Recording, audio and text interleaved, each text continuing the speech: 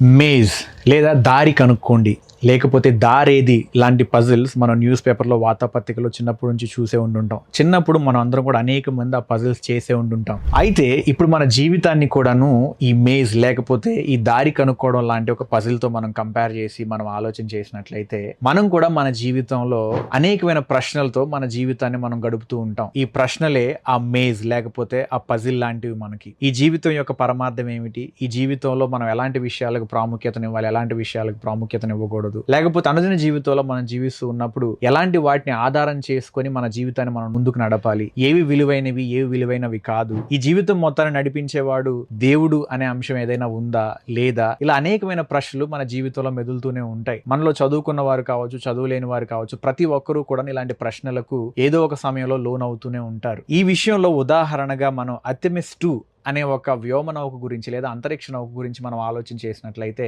ఈ మధ్య కాలంలోనే 2026లో అమెరికా ఈ వ్యోమ నౌకను లేదా ఈ అంతరిక్ష నౌకను అంతరిక్షంలోనికి పంపించింది. అందులో రీడ్ వైజ్మెన్ అనే ఆయన ఒక ఏథీయిస్ట్ లేదా అతను దేవుడు నమ్మని వాడు. ఆయన అంతరిక్షంలోకి వెళ్ళిన తర్వాత ఒక అద్భుతాన్ని చూశాడు. ఆ అద్భుతం ఏమిటి అని అంటే గ్రహణం మనందరికి సహజంగా తెలిసిందే. కానీ అంతరిక్షంలో నుంచి గ్రహణాన్ని చూడడం అనేది ఒక ప్రత్యేకమైన అనుభవం. ఆ గ్రహణాన్ని వారు చూసినప్పుడు వారు ప్రపంచంలో ఏ మానవ జాతి లేదా ఏ మనుషుడు ఇంతవరకు వెళ్ళనంత దూరంలో వెళ్ళి దాన్ని చూశారు. అంటే 2,52,000 కిలోమీటర్లు సుమారుగా మనిషి ఆ అంతరిక్షంలో ప్రయాణం చేశారు. ఇదే అత్యంత దూరంగా భూమి నుంచి వెళ్ళిన ప్రయాణంగా ఈవెన్ ఇప్పటికీ కూడా అదొక రికార్డుగా ఉంది.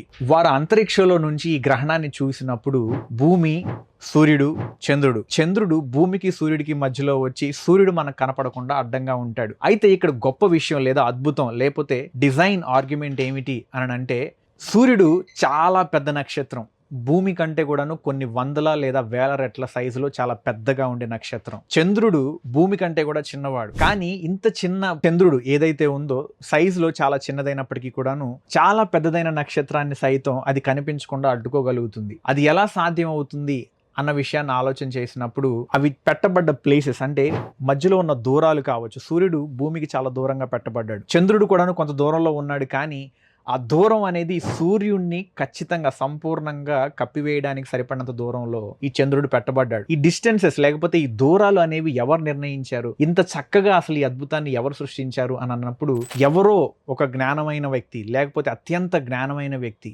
ఇంత పెద్ద పెద్ద నక్షత్రాలను సైతం, వాటి దూరాలను సైతం, ఈ యూనివర్స్ని సైతం ఎలా ఉండాలి, ఏ స్థానంలో ఉండాలి, ఎప్పుడెప్పుడు ఎలా కదలాలి అనే వాటిని నిర్ణయించే ఒక గొప్ప శక్తి ఏదో ఉంది అన్న విషయాన్ని రీడ్ వైజ్మెన్ అప్పుడు అర్థం చేసుకున్నాడు. నిజానికి రీడ్ వైజ్మెన్ ఆ అద్భుతాన్ని చూసినప్పుడు ఒక మాట మాట్లాడతాడు. రీడ్ వైజ్మెన్ అందులో ఉన్న మరొక లేదా ఆ షిప్ క్యాప్టెన్తో ఏమని చెప్తాడు అని అంటే, నేను చూసిన దాన్ని ఆధారంగా ఇది చెబుతున్నాను. సూర్యుడు చంద్రుని వెనుకకు వెళ్ళి గ్రహణం ఏర్పడినప్పుడు నేను విక్టర్ వైపు తిరిగి ఇలా అన్నాను, మనం ఇప్పుడు చూస్తున్న ఈ అద్భుతాన్ని అర్థం చేసుకునే స్థాయికి మానవాళి ఇంకా పరిణామం చెందలేదని నేను భావిస్తున్నాను. ఎందుకు అని అంటే ఈ దృశ్యం ఈ లోకానికి సంబంధించినది కాదేమో అన్నట్లుగా ఎంతో అద్భుతంగా అనిపించింది అని రీడ్ వైజ్మెన్ విక్టర్ అనే ఒక క్యాప్టెన్తో చెప్తాడు. అయితే రీడ్ వైజ్మెన్ తర్వాత భూమికి తిరిగి వచ్చినప్పుడు, అంటే ఆ స్పేస్ షటిల్ తిరిగి మరలా భూమి మీదకి వచ్చినప్పుడు వాళ్ళు ఒక షిప్లో, అంటే వారు నీటిలో దిగుతారు, నీటిలో నుంచి వాళ్ళని ఎక్స్ట్రాక్ట్ చేసినప్పుడు ఒక నిజమైన నౌకలో వెళ్ళి వారిని తీసుకుంటారు. అయితే ఆ షిప్ చాలా పెద్దది, అందులో అనేక మంది ఉంటారు, అందులో ఒక క్రిస్టియన్ చాప్లియన్ కూడా ఉంటాడు. అయితే రీడ్ వైజ్మెన్ దాంట్లోకి వెళ్ళిన తర్వాత కొద్దిసేపటికి నేను ఒక చాప్లియన్ని కలవాలనుకుంటున్నాను. చాప్లియన్ అంటే ఎవరో కాదు, ఆ చర్చ్ రిలేటెడ్ విషయాలు చూసుకునే వాళ్ళని చాప్లియన్ అంటారు. అతన్ని నేను కలవాలనుకుంటున్నాను అన్నప్పుడు అక్కడ వారు ఆయన ఇన్వైట్ చేస్తారు, అతన్ని పిలుస్తారు. అయితే ఆ చాప్లియన్ తన మెడలో ఒక సిలువను వేసుకొని తన దగ్గరికి వస్తాడు. అయితే రీడ్ వైజ్మెన్ ఆ సిలువను చూసి బ్రేక్ డౌన్ అవుతాడు. అంటే తను ఒక తెలియని ఒక దుఃఖంలోకి, ఒక వేదనలోనికి వెళ్ళిపోతాడు, లేదా ఒక రియలైజేషన్లోకి వెళ్తాడు. ఒక లోతైన ఒక ఆలోచనలోనికి వెళ్ళిపోయిన వాడిగా తన అనుభవాన్ని పంచుకుంటాడు. ఆ వీడియోలు ఎప్పటికి కూడా యూట్యూబ్లో ఉన్నాయి, కావాలంటే మీరు చూడవచ్చు. అయితే అప్పుడు ఆయన చెప్పేది ఏమిటి అని అంటే, ఇలాంటి అద్భుతాలను అర్థం చేసుకోగలిగే స్థాయిలోనికి మానవాళి ఇంకా వెళ్ళలేదు, అయితే దీని వెనకాల ఏదో గొప్పదైన శక్తి ఉంది అన్న విషయాన్ని ఆ రోజు ఆయన అర్థం చేసుకుంటాడు. రీడ్ వైజ్మెన్ భూమి మీద ఉన్నంత వరకు కూడాను చాలా కాంపిటేటివ్ అకాడమీషియన్, అంటే తను విద్య విషయంలో చాలా తెలివైన వాడు. నాకు తెలిసి అలాంటి ఒక స్పేస్ షటిల్, ఆ వ్యోమ నౌకలో లేదా అంతరిక్ష నౌకలో ఒకరు ప్రయాణం చేసి వెళ్ళాలి అంటే వాళ్ళు కేవలం విద్యాపరంగా అత్యంత తెలివైన వాళ్ళు అయితే మాత్రమే సరిపోదు, భౌతికంగా చాలా తెలివైన వాళ్ళు అయి ఉండాలి. సో అలాంటప్పుడు రీడ్ వైజ్మెన్ అనే అతను ప్రస్తుతం ఈ భూమి మీద జీవిస్తున్న వారందరిలోకెల్లా చాలా కాంపిటేటివ్ అకాడమీషియన్, అంటే చాలా గొప్పగా చదువుకున్న వ్యక్తి, అనేకమైన విషయాలు నేర్చుకున్న వ్యక్తి, అనేకమైన విషయాల గురించి తను అర్థం చేసుకున్నవాడు. అలాగే భౌతికంగా కూడాను చాలా బలవంతుడు, లేకపోతే భౌతికంగా చాలా ఆరోగ్యవంతుడు. అతనికంటూ ల్యాక్ అయిన విషయాలు ఏమీ లేవు. అంతవరకు వెళ్ళాడంటే అతని దగ్గర డబ్బు ఉంటుంది, చదువు ఉంటుంది, జ్ఞానం ఉంటుంది, పరపతి ఉంటుంది, ఆలోచన శక్తి ఉంటుంది. ఆయన ఎన్నో పుస్తకాలు చదువు ఉంటాడు, ఎన్నో క్లాసెస్ అటెండ్ అయి ఉంటాడు, అనేక మంది తెలివైన వారితో ఆయన స్నేహం చేస్తుంటాడు. అయితే భూమి మీద ఉన్నంత వరకు ఆయన దేవుడు అన్న అంశాన్ని రిజెక్ట్ చేసిన వాడిగా ఉన్నాడు, నమ్మని వాడిగా ఉన్నాడు. ఆయన స్పేస్ లోకి వెళ్ళిన తర్వాత మనందరికీ అసాధ్యమైన విషయం అది. 99.999% అంతరిక్షంలోకి ఎవరు వెళ్ళలేం. కానీ అంతరిక్షంలోకి వెళ్ళి ఆయన అద్భుతాన్ని చూసినప్పుడు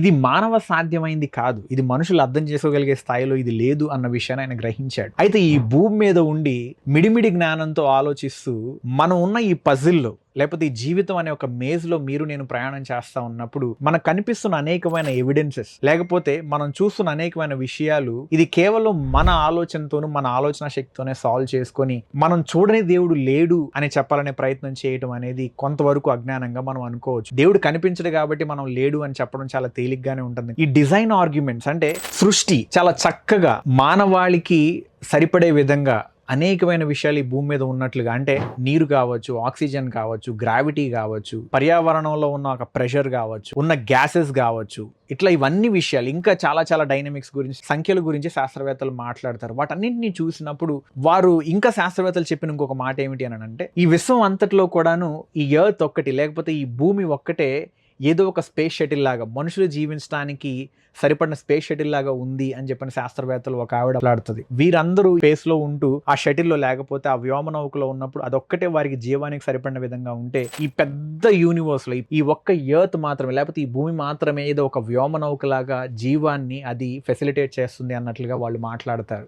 అయితే ఇది ఎక్కడి నుంచి వచ్చింది? ఇంత ప్రకృతిని ఇంత చక్కగా మనిషి జీవించడానికి లేదా జీవం జీవించడానికి ఎవరు సృష్టించారు అని వారు ఆలోచన చేసినప్పుడు, వారు మనిషి కంటే కూడాను జ్ఞానమైనది, తెలివైనది, చాలా శక్తివంతమైనది ప్రపంచంలో లేదా యూనివర్స్ లో ఉంది, విశ్వంలో ఉంది అన్న విషయాన్ని వాళ్ళు కంక్లూడ్ చేశారు. తెలివైన వారు, జ్ఞానమైన వారు, చదువుకున్న వారు, లోతైన విషయాలను గ్రహించిన వారు, లోతైన విషయాలను భూమికి అందించిన వారు శాస్త్రవేత్తలు వారు. అలాంటి వారి ఆలోచన శక్తి ముందు నీది నాది చాలా తక్కువ. కానీ అలాంటి వారే ఈ సృష్టిని చూసినప్పుడు దీంట్లో ఏదో ఒక గొప్ప శక్తి ఉంది అని ఆలోచన చేసినప్పుడు, అంతకంటే తక్కువ స్థాయిలో ఉన్న ఆలోచనలో ఉంటూ మీరు నేను కూడాను దేవుడు లేడు అని ఆలోచించడం అనేది కొంతవరకు అది మన ఆలోచనను, మన జ్ఞానాన్ని మనం ప్రశ్నించుకోవాల్సిన విషయం. ఈ జీవితంలో, ఈ పజిల్లో ఉంటూ ఉన్న మనం అనేకమైన మలుపులు తీసుకుంటూ వెళ్తూ ఉంటాం. ఒక చోట ఆగిపోయి ఇంతే సత్యం అని అనుకోవడం అనేది సరైన విషయం కాదు. కానీ మన ప్రయత్నాలను చేస్తూనే సత్యాన్ని తెలుసుకునే ప్రయత్నం చేయాలి. ఆ సత్యాన్ని తెలుసుకునే ప్రయత్నం క్షుణ్ణంగాను, నిజంగాను, గొప్పగాను, లేకపోతే నిజమైన మనసుతో మనం చేసినప్పుడు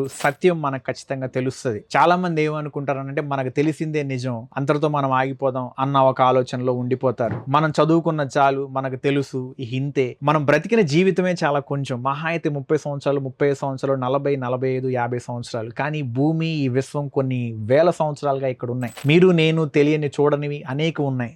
మనం అర్థం చేసుకున్న విషయాలు కూడా చాలా కొన్ని, మన స్కూల్లో చదువుకున్నవి, కాలేజీలో చదువుకున్నవి, లేదా జాబ్ రీత్యా మనం చదువుకున్న అంశాలు చాలా కొన్ని మాత్రమే. నేను ఇక్కడ నుంచి మాట్లాడుతున్నప్పుడు నేనేదో ఎక్కువ విషయాలు చదువుకున్నాను నేను అనట్లేదు. కానీ మనం చూసిన అనేకమైన అంశాలను జాగ్రత్తగా మనం ఆలోచన చేసినప్పుడు మనం చూసిన కొద్దిలో కూడాను దీనిని ఏదో ఒక గొప్ప శక్తి సృష్టించింది అన్న కంక్లూజన్కి రావడం పెద్ద కష్టమేమీ కాదు. మనలో ఒక తెలియని మొండితనం, లేకపోతే మనలో ఒక తెలియని ఒక స్టబర్నెస్ ఏదైతే ఉంటుందో అది మనం ఒక ప్రాపర్ కంక్లూజన్స్కి వెళ్లకుండా మనల్ని అడ్డుకునే ప్రయత్నం కూడా చేస్తుంది. ఆ మేజ్ లో సగం దూరం ప్రయాణం చేసి అక్కడ ఆగిపోయి ఇదే సత్యం, సివిలైజేషన్ ఎలా అయితే ఒక చోట ఆగిపోయి సైన్సే గొప్పది, లేకపోతే మరొకటి గొప్పది, మరొకటి గొప్పది, అంటే ప్రతి ఒక్కటి కూడా మానవ ఆలోచనలోంచి, మానవ జ్ఞానంలోంచి, అంటే మన లిమిటెడ్ మైండ్ సెట్లో నుంచి, మన 1350 గ్రాములు ఉండే ఆ ఒక చిన్న మెదడులో నుంచి ఆలోచన చేయగలిగే శక్తిని చాలా గొప్ప శక్తిగా ఆలోచించి ఇవే ఇంకా కంక్లూషన్స్ అన్నట్లు ఆగిపోవడానికి, లేకపోతే ఈ విశ్వాన్ని చూసినప్పుడు మన మెదడు అర్థం చేసుకోలేని అద్భుతాలు ఇంకా బోల్డన్ని ఉన్నాయి, మరి వీటిని ఎవరు సృజించారు, ఈ సృష్టి, ఈ డిజైన్ ఎక్కడి నుంచి వచ్చింది అని మనం ఆలోచన చేసినప్పుడు ఖచ్చితంగా దీని వెనకాల ఏదైనా గొప్ప శక్తి ఉంది అన్న విషయాన్ని మనం అర్థం చేసుకోగలుగుతాం. అయితే క్రైస్తవ్యం మాట్లాడే విషయం ఏమిటి అని అంటే దాన్ని సృజించినది దేవుడు. బైబిల్ గ్రంథంలో ఆదియందు భూమిని ఆకాశమును సృజించును అని చెప్పి రాయబడి ఉంటది. ఈ విషయాన్ని క్రైస్తవులంగా మనందరూ నమ్మేది ఏమిటి అని అంటే దేవుడు దీన్ని సృజించాడు అని, దేవుడే దీనికి సృష్టికర్త అని, దేవుడు వీటన్నింటికంటే గొప్పవాడు అని, దేవుడు ఈ విశ్వానికంటే కూడాను చాలా పెద్దవాడు, చాలా గొప్పవాడు. ఈ విశ్వం ఆయనను కంటే ఏం చేయలేదు. ఈ విశ్వం అంతా కూడాను ఆయనలో ఉంది. ఆయన దీన్ని సృజించాడు. ఆయన దీన్ని అద్భుతంగా ఆయన తయారు చేశాడు. ఈ విషయాలు అర్థం చేసుకోవడానికి మనందరం స్పేస్కి వెళ్ళాల్సిన అవసరం లేదు. మనందరం అంతరిక్షంలోనికి వెళ్ళాల్సిన అవసరం లేదు. మన చుట్టుపక్కల ఉన్న విశ్వాన్ని లేదా మన చుట్టుపక్కల ఉన్న ప్రకృతిని మనం సరిగా చూసి అర్థం చేసుకున్నా కూడాను దీంట్లో ఏదో గొప్పతనం ఉంది అన్న విషయాన్ని మనం అర్థం చేసుకోవచ్చు. కానీ మనకున్న గుడ్డితనాన్ని కొద్దిసేపు పక్కన పెట్టి, లేకపోతే మొండితనాన్ని మనం కొద్దిసేపు పక్కన పెట్టి కనబడుతున్న సత్యాలను చూసి మనం ముందుకు వెళ్లే ప్రయత్నం చేస్తే సరైన సత్యాలను మనం తెలుసుకోగలుగుతాం. ఐ హోప్ ఈ విషయాలు మీకు సహాయపడతాయి అని. ఈ విషయాలను కుదిరితే మీరు యూట్యూబ్ లో కూడా వేరే వీడియోస్ లో కూడా మీరు చూడవచ్చు. రీడ్ వైస్మన్ తన సొంతగా తను మాట్లాడిన విషయాలు కూడా మీరు చూడవచ్చు. Thank you so much.